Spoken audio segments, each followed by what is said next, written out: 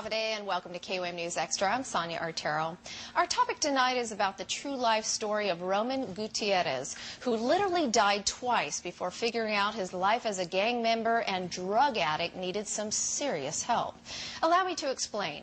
At age 15, while punching a guy and sending him through the glass window, Roman cut his arm in half and bled so much that he was pronounced dead on arrival at the hospital. He was dead for 6 minutes before being saved. At age 19, Roman was stabbed twice by his own best friend over a $20 bag of cocaine. Again, he was pronounced dead for over 5 minutes before being saved. Here to explain the story behind his being saved and why he takes his twice dead story on the road is the man himself, Roman Gutierrez. Thank you very much, sir, for coming on tonight. Thank you for having me. It's my pleasure. Now let's go over your timeline, if you will. At 11 years old, your father dies from a drug overdose. At 12 years old, you're already shooting heroin and you try to commit suicide. At 13 years old, you experience your first incarceration. At 15 years old, you were pronounced dead for the first time. At 19 years old, you're pronounced dead for the second time. At 21, your own mother tells you she wishes you were dead or in prison. And then at age 25, you reach out to Jesus Christ for help. Now tell us what you were doing here on Guam. I am an evangelist that preaches worldwide.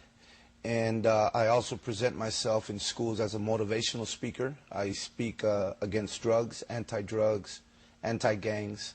And I try to motivate youth and challenge them that if they are being brought up in the same environment as myself or maybe similar, that, you know what, there's other choices that they can make. And that basically where they're at today, you know what, they don't have to be tomorrow. Now, one can only wonder after going over your timeline, which is very tragic, and it's sad to know that, you know, the truth is people go through this all the time, and a lot of times we just aren't aware that there are people out there that have to go through this type of life situation. But what was the actual pivotal moment in your life that made you turn from this situation to God, if you will? Well, you know, my testimony, if you would, is twice dead, that by the age of 19 I had died twice. I've been saying this all week on the island, that way before doctors ever declared me dead on paper, I was already dead in here. And having your mother speak words like that you're a mistake and that she wished that you were never born, has a way of damaging your heart. Losing your father, being brought up in a broken home, being around gangs and mafia is a lot of the topics that I do bring up. But by the age of 25, I was living under a bridge there in San Antonio, Texas. Been under this bridge for 3 months. And I was 25, I was empty. I had nothing to show for, nothing but bruises and cuts and brokenness. And I finally came to a point where I realized unless I made a choice and tried to get out of the situation that I was in, that I was either gonna end up dead for good or in prison. Now, I had tried rehabs, I tried programs.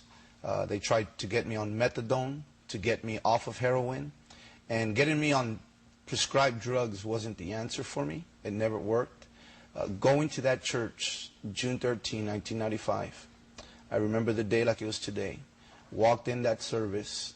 I was in that service for an hour and a half. I accepted Jesus Christ as my Lord and Savior.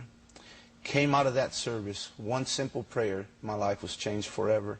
I came out of that service never again to pick up drugs. I didn't need rehab. I didn't need programs. I didn't need a psychiatrist.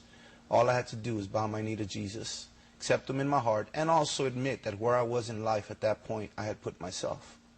By doing that, I got to experience, you know, what changed in my life. And today, just 12 years later, I travel the world now. I'm going to be in 12 different countries this year.